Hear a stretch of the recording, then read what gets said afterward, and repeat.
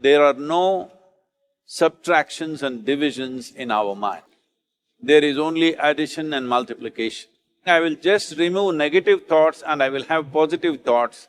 All the best, it's not going to work. It's just that you need to pay little attention as to how it functions. You will see there is a distinction between what is you and what you have gathered.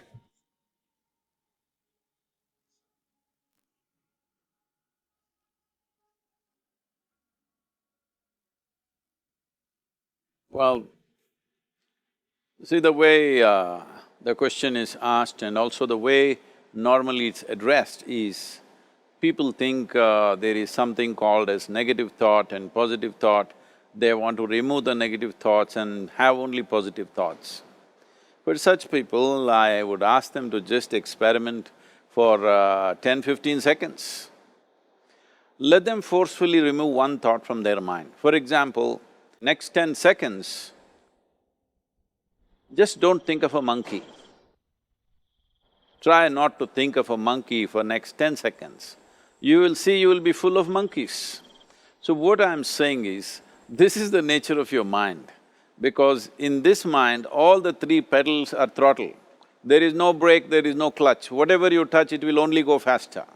In this kind of mind, people have been taught from moral teachers and religious teachers, do not think about bad things. Well, since then it's been a full-time job.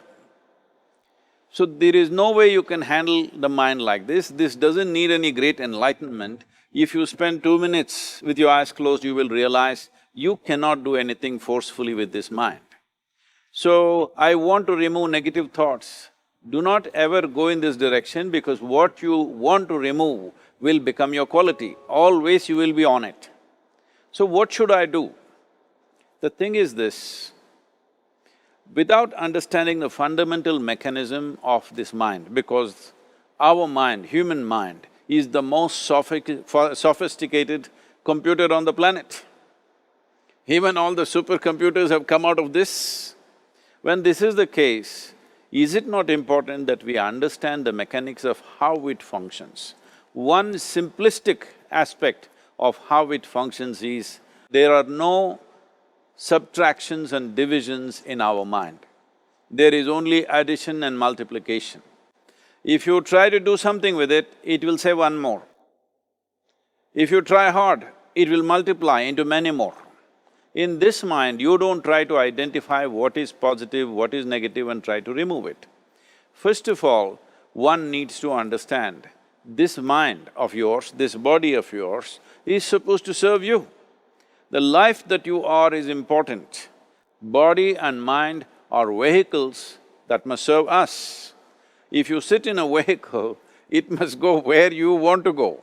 If it goes to its own destination, what is the point of such a vehicle? It's just a nuisance. Right now, most human beings are unfortunately experiencing this fantastic possibility of human mind as a nuisance, as a troublesome thing. Well, this is the most beautiful thing you have. It's just that you need to pay little attention as to how it functions.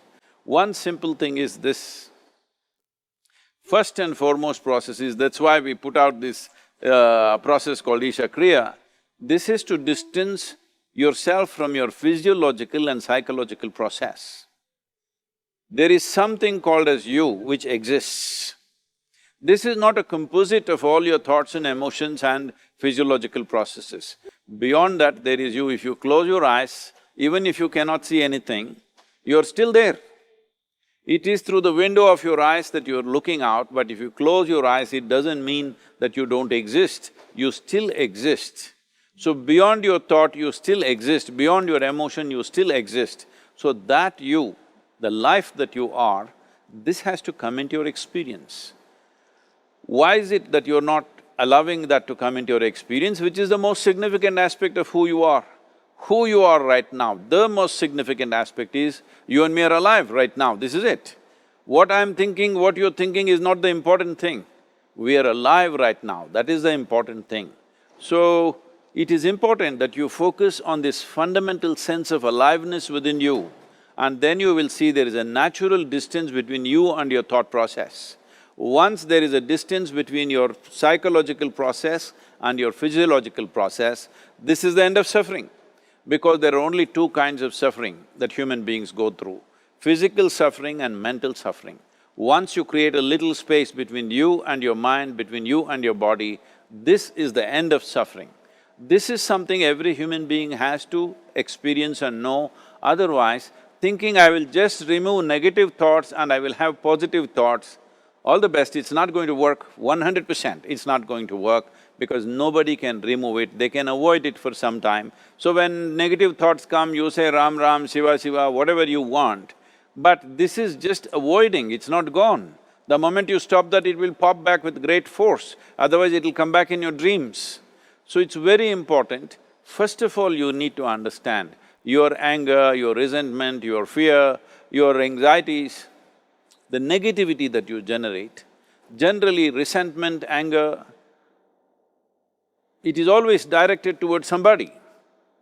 But we need to understand this is poisons that we are drinking and expecting somebody else to die.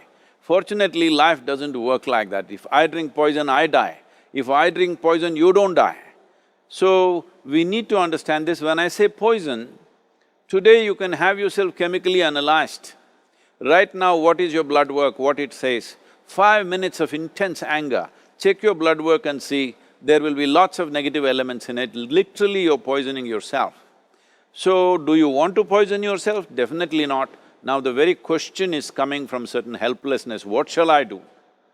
Don't do anything, just sit back and just concern yourself with something which is a life process. Maybe your heartbeat, maybe your breath, maybe just a sensation of being alive. Depending upon how sensitive or how perceptive you are, accordingly, find something. It could be a sensation in the body, it could be breath, it could be heartbeat, it could be anything, something which indicates life to you. Just pay attention to that for some time. Slowly you will see there is a distinction between what is you and what you have gathered, which includes both your physiological and psychological possibility or mess, whatever you made out of it.